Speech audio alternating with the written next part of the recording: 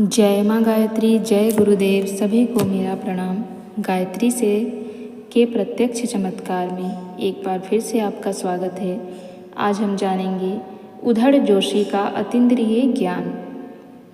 श्री दयाशंकर गिरजाशंकर जोशी 84 भट्ट एक सिद्ध पुरुष हो गए हैं। लोग उन्हें चांदोद क्षेत्र के गुप्त योगेश्वर का उधड़ जोशी महाराज कहते थे। उन्होंने एक बार आत्मानुभूति बताई। मैं तो बचपन से गायत्री उपासना करता हूँ।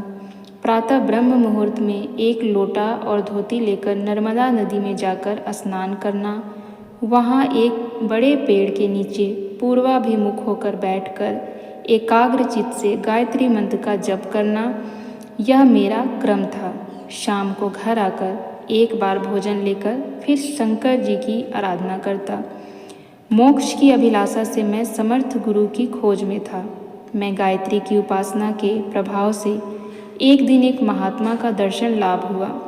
उनकी सेवा में लग गया। सेवा करते करते एक दिन मध्य रात्रि में मुझ पर प्रसन्न होकर उन्होंने मेरी नाभि में हाथ से जोरदार धक्का लगाया। उसी क्षण मेरी कुंडलिनी जागृत हुई और मुझे आत्म साक्षात्कार हो गया। सारे जगत को मैं ब्रह्म रूप में देखने लगा। अस्थावर जंगम रूप से मुझे चैतन्य स्वरूप दिखने लगा। उसी दिन से मुझे रात्रि में समाधि होने लगी। मैं जिस मनुष्य को देखता उसके भूत भविष्य वर्तमान को जानने लगा, किंतु किसी को कहता नहीं, आवश्यकता अनुसार ही उत्तर देता। मेरे अंदर ही सभी देवी देवताओं का निवास है। मैं तो कर्तुम अकर्तुम अन्यथा कर्तुम रूप हूँ। जो होने वाला है और जो नहीं होने वाला है, दोनों को ही बदल सकता हूँ। एक दिन एक गृहस्थ अपनी हाथ की मुट्ठी में 1 रुपया लेकर जोशी जी के पास आया और कहने लगा, महाराज आप महात्मा हैं, बताइए कि मेरे हाथ में क्या है। महाराज ने हंसते हंसते कहा, भाई मेरी परीक्षा मत लो। पर वह माना नहीं। आपने आग्रह पर अड़ा रहा। तब महाराज जी ने कहा, तुम्हारी मुट्ठी में जो है वह तुम्हारी चमड़ी के रंग में मिल जाए। उस व्यक्ति ने हाथ खोला तो देखा मुट्ठी का रुपया गायब है। उसकी जगह उतना ही बड़ा सफ़ेद दाग पड़ गया। महाराज जी का एक भक्त एक समय नर्मदा नदी में बाढ़ आने से उसमें डूब गया। महाराज जी को यह समाचार मिला तो वे मुंह ढककर सो गए। 3 घंटे तक हिले डुले नहीं। तब तक वह डूबने वाला भक्त आ गया। उनके चरण स्पर्श कर बोला, महाराज जी डूबने के बाद मैं बहुत दूर तक बहता गया। तभी उस अथाह जलराशि में से किसी महात्मा ने मुझे बाहर खींच निकाला और किनारे लाकर छोड़ा। उनकी बातें सुनकर महाराज हंसने लगे। उसके जाने के बाद बोले, भक्तों की रक्षा करना तो मेरा काम है। एक दिन महाराज जी ने एक भक्त को नर्मदा के किनारे पर जाने से मना किया। उसी दिन उसका सामान नाव से आने वाला था, इसलिए उसको नदी तट पर जाना था। वह एक पत्थर पर बैठकर माल को देखने लगा। इतने में ही वह पत्थर खिसक गया और वह डूब गया। इस तरह उद्धत महाराज सिर ओढ़कर सो गए। 1 घंटे के बाद मुंह खोलकर बैठ गए।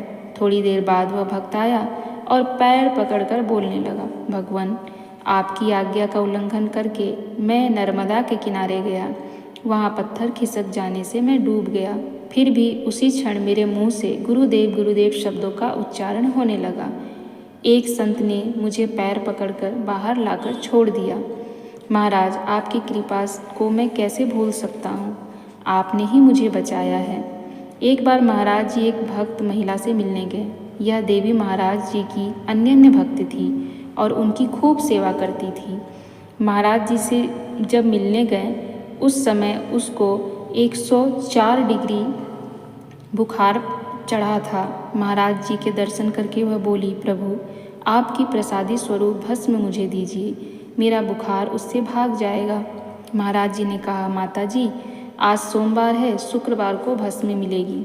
शुक्रवार को उनकी मृत्यु हुई और वह भस्म में मिल गई। एक बार एक भक्त अपने मित्र के साथ महाराज जी से मिलने गया। सब लोग दरवाजे के पास बैठ गए। दरवाजे से होकर जोर की हवा आ रही थी। महाराज जी के पास में रखा हुआ घी का जो दीपक जल रहा था वह हवा के कारण न बुझ जाए इस विचार से एक व्यक्ति को दरवाज़ा बंद करने के लिए संकेत किया। इतने में ही महाराज जी ने दीपक के आसपास उंगली घुमाकर दरवाज़ा बंद न करने के लिए इशारा किया। हवा ज़ोर ज़ोर से आ रही थी, फिर भी दीपक बुझा नहीं। ऐसे कई चमत्कार महाराज जी के संपर्क में आने वालों ने स्वयं देखे हैं और लोग उनकी अलौकिक शक्ति से बहुत लाभान्वित भी हुए हैं। तो गायत्री मंत्र का जप करना कितना आवश्यक है और उसका कितना लाभ मिलता है, ये तो विभिन्न प्रकार के महात्माओं के द्वारा हमें प्राप्त होता गया है। और गायत्री के प्रत्यक्ष चमत्कार में हमें बहुत सारे महात्माओं की विलक्षण शक्तियों के बारे में जानने का अवसर मिलता है। इसीलिए मैं इसे भी आप लोगों के साथ साझा करती हूँ। आप लोगों को यह जानकारी कैसी लगती है और ये जानकारी सुनकर समझकर आपके मन में भी गायत्री साधना की ललक उठती होगी। आपकी भी इच्छा होती होगी कि आप भी गायत्री साधना करें और अपनी साधना को उच्च स्तर पर ले जाएं।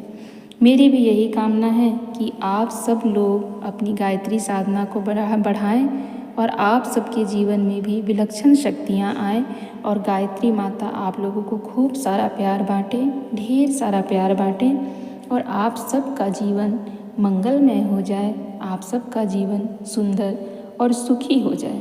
बस मेरी यही कामना है। जय गुरुदेव।